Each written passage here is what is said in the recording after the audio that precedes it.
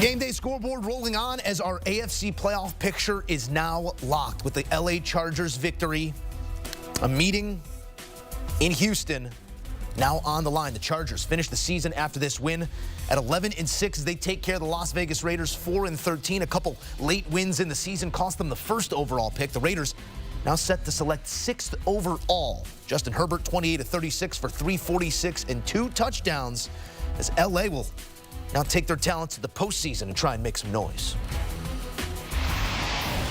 Back in studio with the guys as we assess what we saw in this game and maybe more importantly what it means moving forward. Emory, when you look at the Chargers and what we've identified they lacked throughout this season, they've shown flickers of it here down the stretch and are getting maybe the most favorable matchup of any wild card team taking on a Houston side that doesn't really have an offensive identity right now. How should we feel moving forward about LA? Confident, because they have confidence, they have balance, they can run the ball. Their defense has shown up as of late, and also they have a quarterback that's playing well within himself. We've seen the best of Justin Herbert with a Jim Harbaugh, and the reason why we've seen that is due to the fact that we saw this happen with Alex Smith. We saw this happen at Stanford. I know it's a collegiate level, but we've seen Harbaugh instill confidence, and whoever his quarterback is, he makes you believe. And that's why we've seen Herbert do great in situational football this year. We're not seeing the Chargers chargering this season like we saw previously. And so at the end of the day, they're playing competitive football. They're balanced. They're playing excellent. And so you have to have the confidence in them going into the postseason, especially with that matchup. I can't help but look at the quarterbacks here in this AFC playoff picture. You'll have Patrick Mahomes on a bye.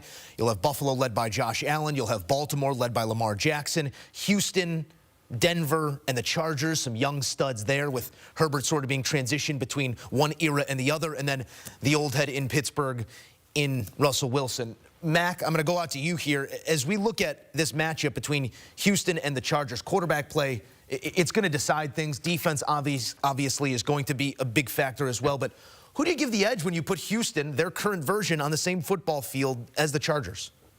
Well, of course, I have to give the edge to the Chargers. In terms of what Emory just gave us, yes, they're playing with a lot of confidence. And the thing that I love about the Chargers, on either side of the football field, they do not beat themselves. They play smart, clean football. They execute the right way.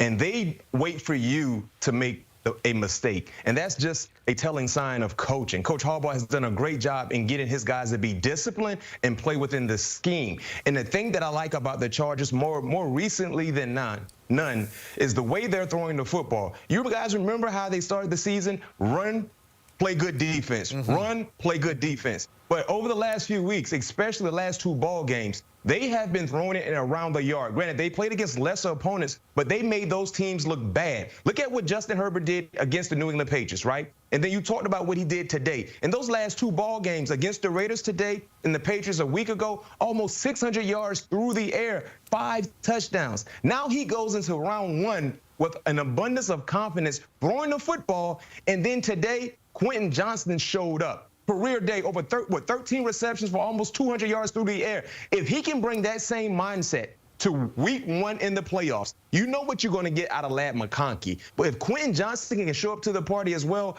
they will have multiple playmakers on the football field. Justin Herbert attempted 504 passes this season.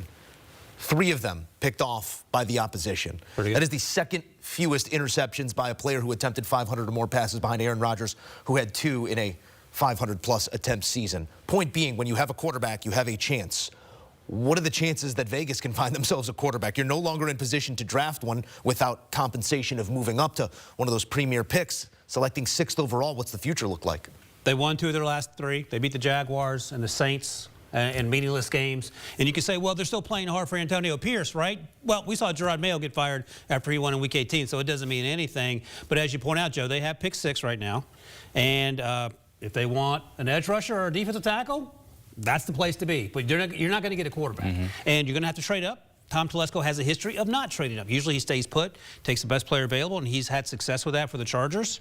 Justin Herbert fell into his lap, was drafted after Tua Tagovailoa at number 6, I believe. But this is not that draft. So there's a lot to sort through. And Tom Brady, I would imagine, will have a say as minority owner.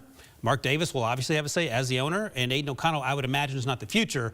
But I don't know what the answer is unless you trade up. A lot standing between Las Vegas and where you're trying to be, and where you are trying to be is this very graphic. Taking a look now at your locked-in playoff picture in the AFC. We got our matchups and we can't wait. The Chiefs earn themselves that first-round bye as they sit and get right with 2.5 weeks between action for their stars.